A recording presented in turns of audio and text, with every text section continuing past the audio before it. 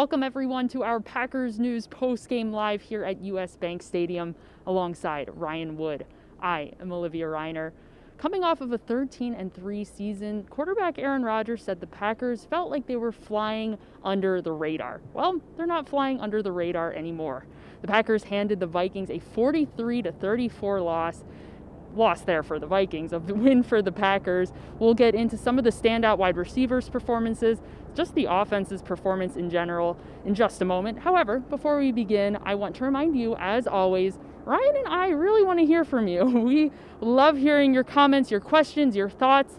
If you're over on Facebook, leave us one of those down in the chat. Ryan and I will get to that later today. Packers wide receiver Devante Adams had a standout performance today. His 14 receptions ties a franchise record who was originally set by someone named Don Hudson. I think maybe you've heard of him. He's kind of good. Before. He's pretty good. Pretty good. Adams also had 156 receiving yards and 2 touchdowns. Ryan, why weren't the Vikings cornerbacks able to figure out Devante Adams today? Well, primarily because the guy covering him was named Holton Hill, and he was way overmatched. He had no chance. And the Packers knew, Devante Adams was asked, hey, when did you know that this was going to be a pretty good day for you? And his answer was Friday, which was 48 hours ago. So it wasn't a surprise that he was going to have a big day. I don't know if they quite expected history, but that's what they got. That 40-yard reception, beating Holton Hill down the right sideline with 5 minutes to go in the fourth quarter, that was his 14th catch. That record had stood alone, Don Hudson, for almost 80 years. So pretty good day. You know the most incredible part of that 14 catches? 17 targets. So basically, if Aaron Rodgers was throwing to Devante Adams, it was going to be caught. That was the only outcome. 3 times it wasn't caught. It was a heck of a day. And you have a feeling that, okay, so this isn't the first time that Devante Adams has threatened that record. In 2016, he had 13 catches against the Chicago Bears. This might not be the last time this season, because the difference between Devante Adams and everyone else in this passing game is the Grand Canyon. 17 targets. Nobody else in this offense had more than 6. 14 receptions. Nobody in this offense had more than 4. It is Devante Adams' passing game. Aaron Rodgers had a 144 rating when he was targeting Devante Adams today. It dropped 30 points when he was throwing to anyone else, and that was with a 45-yard touchdown to MVS. It's Devante Adams and everyone else. I don't think it's the last time you're going to see something like this season. 3 incompletions today for Devante Adams. When asked about it after the game today, he said that he sucks for not catching those other 3 balls that he was unable to wrangle in. I couldn't tell if he was kidding or not. I think that at some level he actually kind of believed that. That's just how he ticks. He's a perfectionist. He caught 14 of the 17, but those three were not good. If you're a perfectionist, he is that. So I don't know. Did you think he was kidding? Because I thought he was kind of serious. Did not strike me as kidding. He was not happy. No, Devante Adams was not the only receiver who put together a really strong performance. Marquez ValdesScanning also showed out today. He was able to put together almost 100 receiving yards on 4 catches. It did not start out that way, though. He dropped 2 balls early on. However, he was able to dig himself out of that hole. Ryan, how big of a game was this for Marquez ValdesScanning's confidence? The first one, the bomb, Aaron Rodgers kind of put too much hang time on it, so it wasn't a catch. He was open at first. Then he comes back, he catches the 45-yard touchdown. That's what MVS does. He's a 40-yard gainer machine. That's what you look at his game logs. Early in his career, it was about one every 3 games he's catching a 40-yard pass, and he hadn't done that since October. So it had been a minute since he did what he does. And then he's wide open on 3rd down, nobody around him. Social distancing to the max, and he drops it. 4th down, comes back, has a touchdown in his hands, drops it, and then you're thinking, okay, well, this is MVS of late last season. How's he going to respond to that? He comes back with 2 more catches, and he ends up with almost 100 yards. That's big. I think as big as the 45-yard touchdown was, and Devante Adams said this, coming back with those 2 catches later was huge to show that he could overcome that stuff, because adversity is going to happen. You're going to drop passes. It's not just MVS. Any professional receiver is going to drop passes. How do you come back from that? And he came back from that really strong. it's something for him, and he finished that way today. It wasn't like the drops came last. He finished on a good note. That's something to build on in week 2. Big days for Marquez ValdesScanning and Devante Adams and the Packers offense as a whole. They finished the game with 522 yards of offense in total. 364 of those yards were passing yards from Aaron Rodgers. Head coach Matt LaFleur, when he joined this team, he laid out the prototype, what he envisioned the ideal offense for this Packers team to look like. He wanted to marry the pass with the run. He wanted to create the illusion of complexity, lots of motion, tight ends, lots of tight end sets as well. That's what we saw today. 6 different ball carriers, 8 different targets. Ryan, how close to the ideal offense was this Packers team today? Well, let's consider, we didn't see that all last year. Right? The horizontal movement. And the passing numbers look impressive. And when you look at 4 touchdowns for Aaron Rodgers, Devante Adams had a record day. The passing numbers look impressive, but everything was predicated off the run. It was all about the running game. Aaron Jones only had 66 yards on 16 carries. But the running game that they came out with at the very forefront set up everything else. It was again that wide zone, pushing the edge, pushing the boundaries, the horizontal stuff. Allen Lazard was used as much as a running back today as a receiver. Tyler Ervin, whatever position he plays, he was used as much as a receiver and a running back. He ran routes. He had traditional handoffs. The amount of versatility that they built into this offense fits the scheme well. We didn't see anything like that last year, and for good reason. 43 points. They didn't score 43 points at all last year. It's the most that they've scored with Matt LaFleur. That's their single game high. If that continues, and if it does, it's going to be the run game that they're running the pass, not passing the run. It's going to be a scary offense. One of the reasons why the offense was able to find so much success and make so many plays was because of the success of the offensive line. They didn't allow a single sack on Aaron Rodgers. The Packers had initially hoped that right tackle Billy Turner would be able to start. However, going into today's game, he was ruled out with that right knee injury that he's been dealing with for 2 weeks. In his place, Elton Jenkins slid over from left guard to right tackle. He started there. And at left guard, Lucas Patrick started. However, that was until Lucas Patrick sustained a shoulder injury early on in the game, forcing Elton Jenkins to slide back over to left guard and for Rick Wagner to come in at right tackle.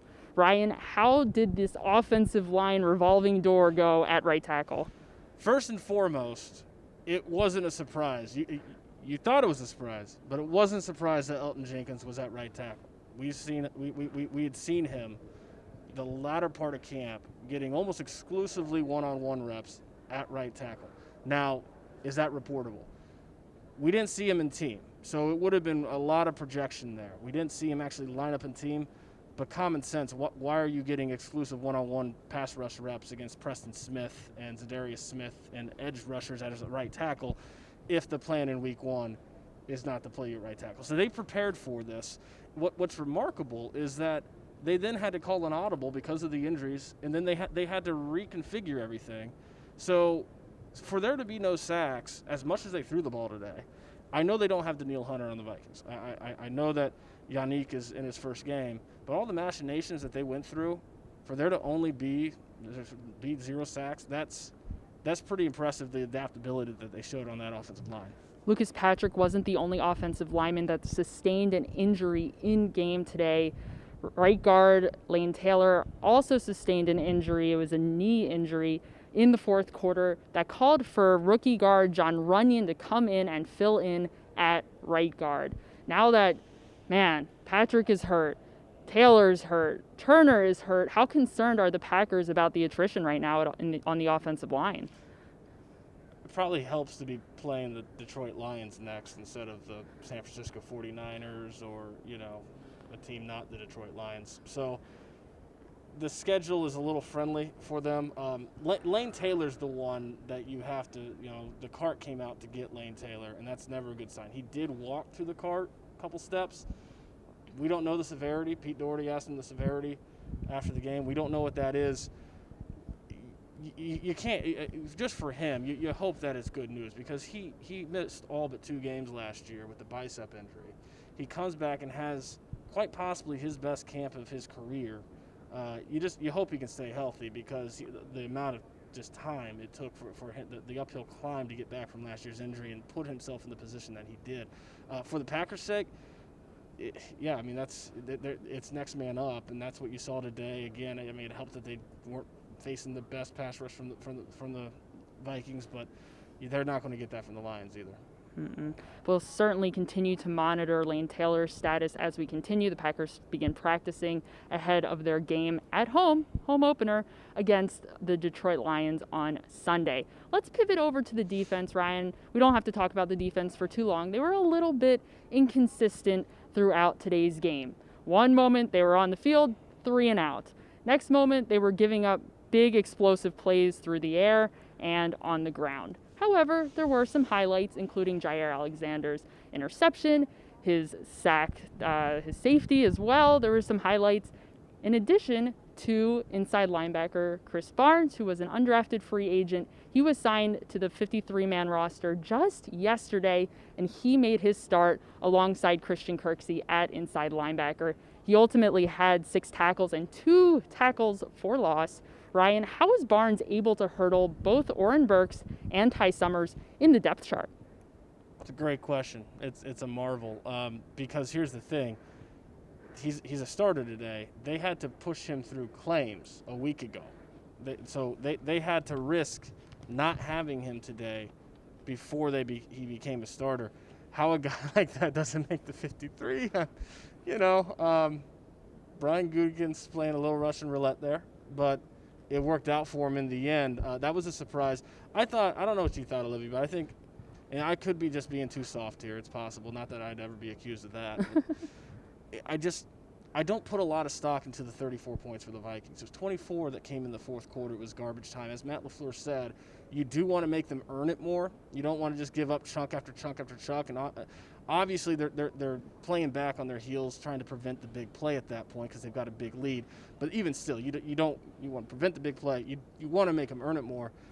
When this game was still in question, the key quarter of this game was the second quarter, and the defense was shut down until the very end.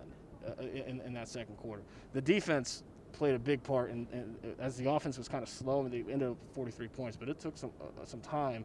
They were 0 for 3 in their first 3 red zone trips. It took some time to find their footing.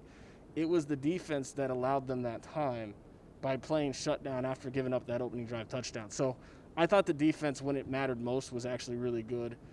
The final numbers don't look pretty, but it's one game. It's a very small sample size.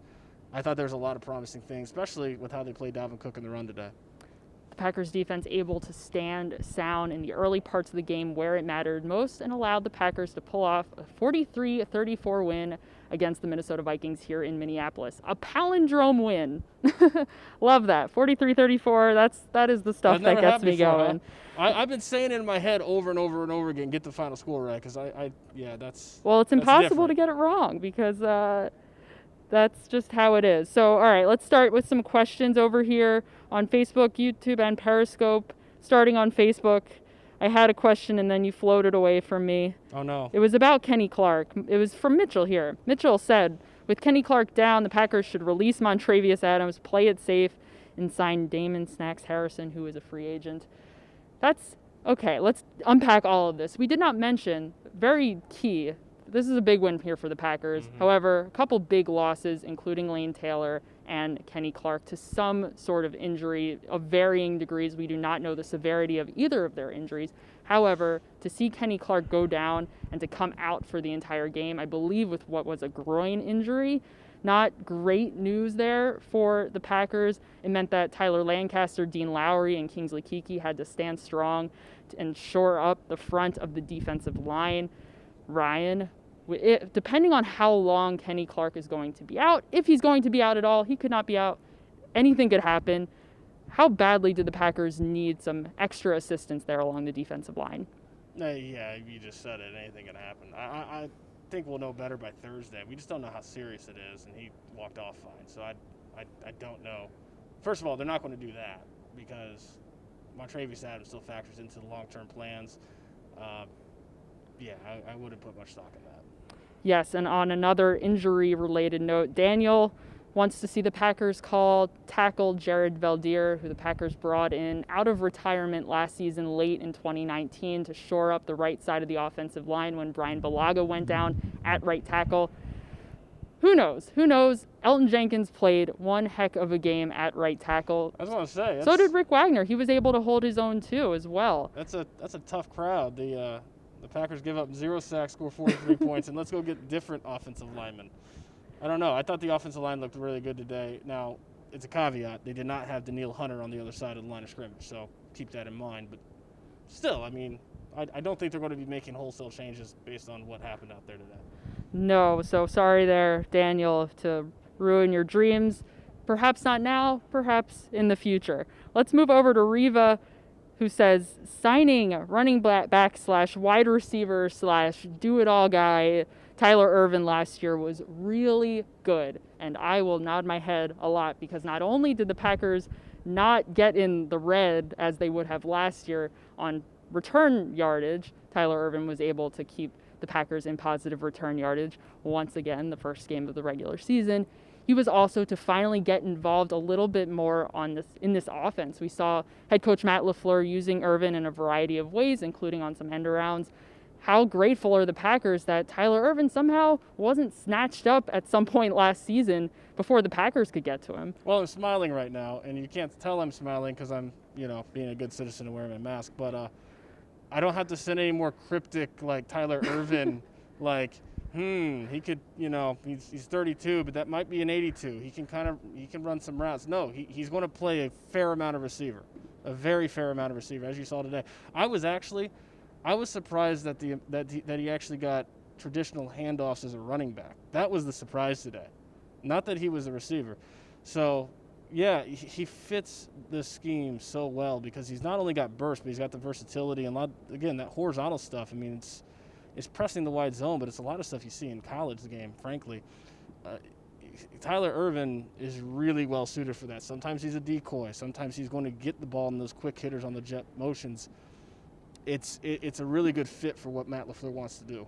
That is everything that Matt LaFleur wants to do. Continue, like I said toward the beginning of this show, the illusion of complexity when Tyler Ervin is out on the field. The Vikings defense has no idea why he's out there, what he might do, where he might line up. That is a huge asset for the Packers. You know what? Think Ty Montgomery with more burst, primarily, because I think that what Tyler Ervin's done in the return game warrants saying that he's got a little more pop. But think Ty Montgomery, right? Ty Montgomery could line up in the slot. He was a receiver. He was drafted as a receiver in the 3rd round out of Stanford.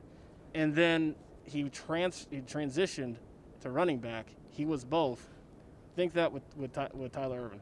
Speaking of the run game, Daniel says that throughout this season, he hopes that the run game will continue to improve. He says our run game is going to be nasty later this year. One of the surprises, perhaps it wasn't a huge surprise, was that running back A.J. Dillon was able to get involved a little bit in this offense. He had a couple of carries. Ryan, how shocked were you that A.J. Dillon was able to mix into this offense early on here? Nah, I thought he might get a couple carries, and he did. So, he looked good, too. I mean, he got some big holes up front, but he looked fine doing it. Yes, he did. And Aaron Jones, Jamal Williams getting involved. As you mentioned, Alan Lazard even with a carry, too. Aaron Rodgers running the ball. 6 different ball carriers on the roster. Pretty cool. Let's move over to Amy. Amy asks, any concern with the early red zone fails, or is it just dusting off the cobwebs? I believe the Packers were 0 for 2 in the red zone early on in this game. Are you making a 3? 3. 0 for 3 in the red zone. However, they were able to get some points on the board later 43 on. 43 of them. They were 40, a lot of points. I'm not good at math. That's a lot of counting for me. 43, that's good math there, Ryan. That's substantial. If you're Matt LaFleur, though, how concerned are you that when you were knocking on the door of the end zone, you weren't able to punch the ball in a couple of times? A heck of a lot less than if they hadn't scored 43.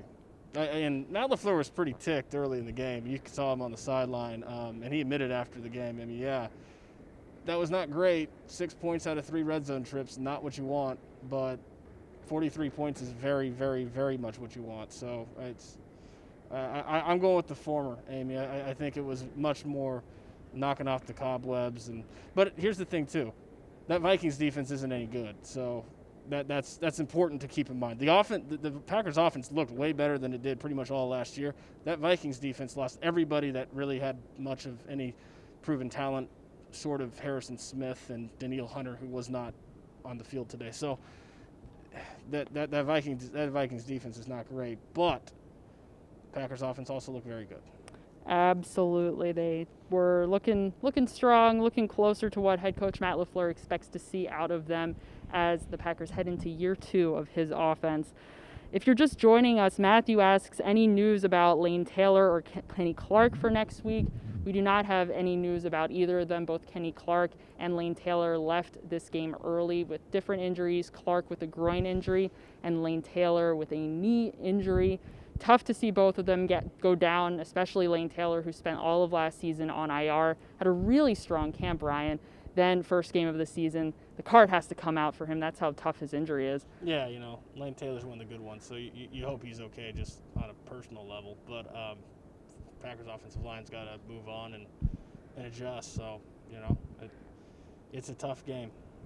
It absolutely is, and the Packers adjusted in this game. It worked out well for them. The offensive line was able to stop just about everything coming its way. So Aaron Rodgers, pretty grateful to be leaving Minneapolis with a clean jersey. One last little message here from Linda. Linda says, for at least a little bit today, the world felt normal. Thank you, Packers. It felt normal. It also felt anything but normal. No fans. Oh, it was weird. No it was fans. Real weird. Can you see? I don't know if you can see, but we've got some cardboard cutouts watching our post-game live show. It took me forever to know what those were, by the way. Like, I had you guys were, like, on top of it, and I'm like, what? I have no idea. I wonder what they looked like on TV, because that was weird. It was very weird. Eerily quiet, however, the game itself. You're right, Linda. It was good to see them playing again. After the game, Devante Adams, Aaron Rodgers both said this was kind of a weird experience for both of them. They're used to hearing the crowd roar in the end zone, a big third down conversion, used to hearing chants and whatnot. They heard none of that today. I was curious how they'd respond, because, sitting up there in the press box, 4 stories above the field, it could not have possibly felt more strange. And I knew that the visual would be striking. I mean, this is how it looked during the game. I knew that would be striking, but it was the audio. It was the sounds. During warm-ups, you could hear. It was like camp. You could hear the players and the staff directing them through warm-ups. Huge early in the game. It affected the game because Aaron Rodgers. Ordinarily here, he's got to do his silent count. Today, he was able to do his hard count. And they got 2 first downs on third downs from the hard count that they would not have been able to do if this place was packed. So it had a big effect. Yeah, it was strange. I wonder, I imagine we'll get used to it at some point, but very far from being used to what this was. This is weird. Quite a bizarre experience here at US Bank Stadium. Next week, we'll get to see how that experience looks on Lambeau Field. That'll be weird, too. I think that might even be a little more strange. If the Packers do Lambeau leaps, who are they leaping into? That's I don't know. Soaring into the chairs, the benches? It's interesting, too, because when you've done this job long enough, there's not a lot of things that are completely unexpected. And, we had no idea what to expect. And I knew it would be weird. It was more weird today than I thought it would be, and I knew going in that it would be different. I was really struck by just how foreign this entire thing. I counted it today. This is the 104th Packers game I've covered. Completely different than all the rest. Completely incomparable to all the rest. Weird might be the word of the season, everyone. Although it's a little bit bizarre, we are very grateful to be able to share this experience with all of you. Thank you so much for joining us once again for another live stream. We'll be back on Wednesday when the Packers resume practicing to prepare for their Week 2 matchup against the Detroit Lions at home. If you're not already, make sure you're subscribed to PackersNews.com. Check out all of our stories from today's game. There's some good stuff over there. You're not going to want to miss it. Also, make sure you're following us on all of our social media platforms. We'll have lots of updates, especially as they relate to injuries, over there as well.